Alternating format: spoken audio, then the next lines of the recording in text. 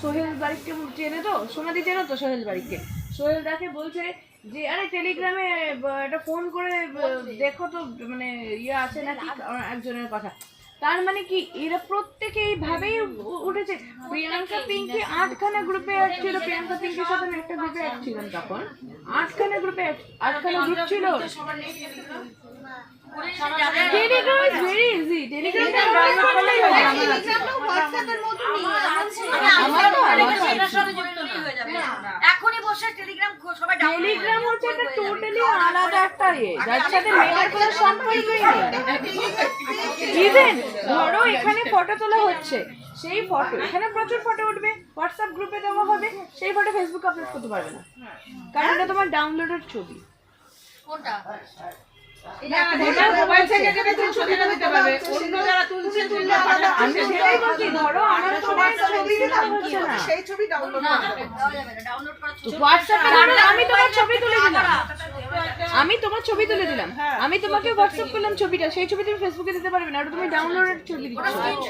ওটা স্ক্রিনশট নেবে, যখন তুমি স্ক্রিনশট নেবে তোমার পিকচার কোয়ালিটি কম হয়ে যাচ্ছে, তুমি বোনাস পাবে না, সেই মতন বোনাস ইনকাম হবে না। ওটা তোমার মোবাইলে ক্যাপচার হয়ে গেল।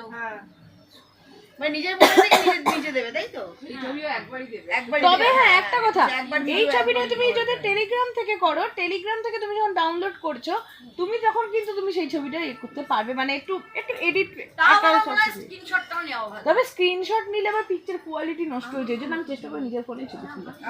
একান্ত যদি কারণ হঠাৎ করে আমার মোবাইলে নেই ছবিটা, তোমার মোবাইল থেকে তোলা হয়ে তাহলে সেক্ষেত্রে তুমি নিজের জন্য একটু স্ক্রিনশট মেরে দিতে পারো।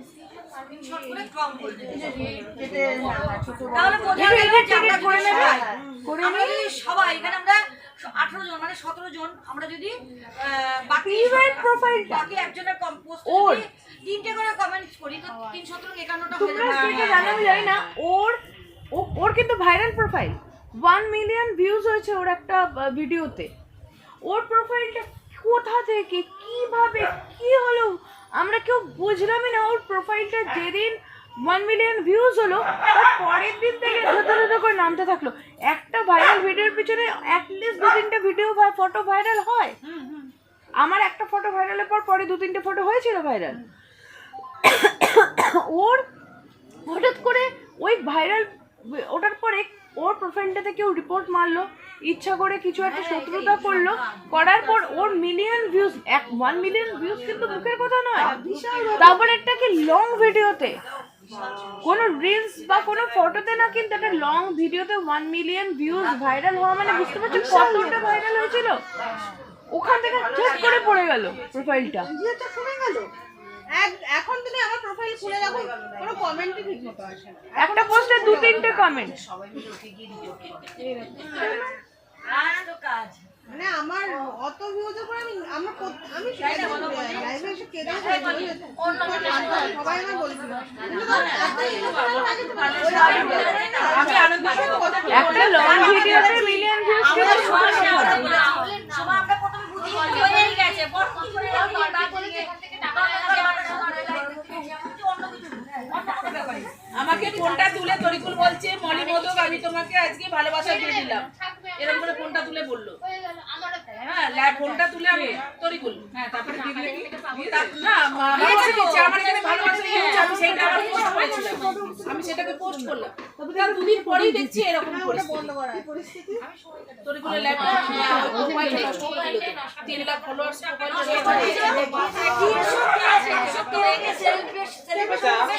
সেলিব্রেশন এই 12 তারিখে সেলিব্রেশন ছিল, তার আগের দিন নষ্ট করেছে। যারা দিয়েছে সবাই জানে ওই রকম এই কথাটাই আমি বললাম। তারা কিন্তু দেখাতে পেরেছে 4 লাখ ফলোয়ার্স তার আছে, 4 লাখ ফলোয়ার্স তার আছে, নাম আমি বলবো। আরে এখানে তো ভিডিও হচ্ছে না, নাম বলা নিয়ে সমস্যা নেই। তুহিন ভাইয়ের কথা বলছো তো? তুহিন ভাইয়ের কথা বলছো? 4 লাখ ফলোয়ার্স তরিকুলের আইডি নষ্ট করেছে তুমি তুহিনদের কথা বলছো তো? না তরিকুলের কথা বলছি। আইডি নষ্ট 4 লাখ ফলোয়ার্স বলতে তুহিন ভাইয়ের কথা বলছো তো?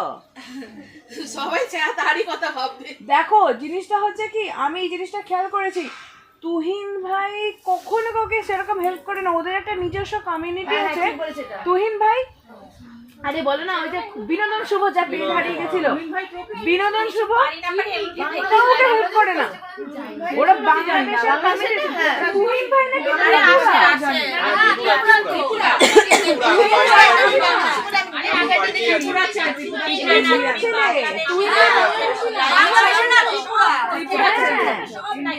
ওরা থাকে ওখানে হচ্ছে ওই যে, আরে বল না জিএম সোহাগ, সোহাগ তুহিন ভাই আর একটা হচ্ছে তোমার হচ্ছে বিনোদন শুভ।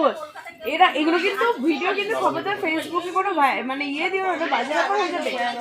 এরা না নিজস্ব কমিউনিটি ছাড়া কাউকে হেল্প করে না। আমি তোমার পাশে আছি, ইয়ে করে কেমন করে কথা বলে। আর প্রিয়াঙ্কা চুমকি যে সে ওকে যে তুমি রাত দেওয়া না আমার লাইভে যাও। মানে অন্য তুহিনের লাইভে আমি ও WhatsApp একটা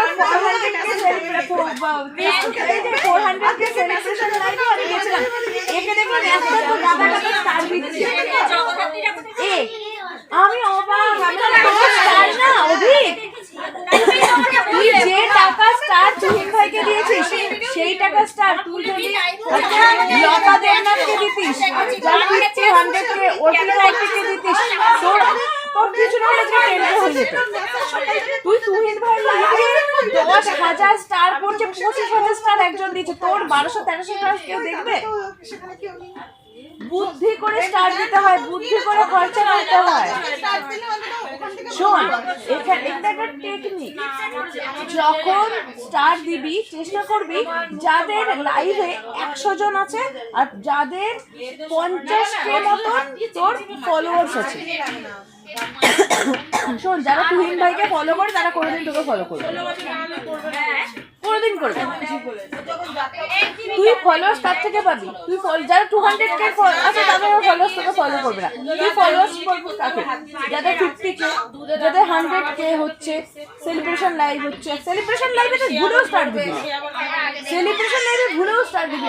নর্মাল লাইভে একটা প্রথমে 50টা স্টার, প্রথমে 10টা মারবি, দেখবি তাতেই তোর কাছে 2-3টে বাড়বে, তারপর মারবি এটা 50টা স্টার, এইভাবে করবি। বা 10টা করে বারবার করে 10টা করে 50টা দিবি, একবারে 100-150 কখনো দিবি না। আর লোকে এখন চালা আমাকে যদি আমি যাকে দেখি না যে 1000টা স্টার দিচ্ছে আমি তাকে কোনোদিন ফলো করি না, কারণ সে আমাকে জীবনে দেবে না, সে ওকেই বড় ক্রিয়েটরকেই দেবে। ওবি প্রাইজ দেয়নি প্রায় এই সেই কি প্রাইজ ছিল না, কলা গাছ, ও, জাম গাছ, কাঁঠাল গাছ, বিরিয়ানি, হ্যানা ত্যানা সব ফল খাওয়াচ্ছিল সোমা। আর আমি না বসে বসে আমার বউ বলছে, আরে খাবারের নাম বললা, আরে খাবারের নাম বললা, মনে আর আসছে না, ও তো তারপর বলে যাচ্ছে। মানে ঝড়ের মতো পড়তে যে সেদিনকে ঝড়ের মতো পড়তে যে আর আমার বউ বলছে আরে খাবারের নাম বল, তার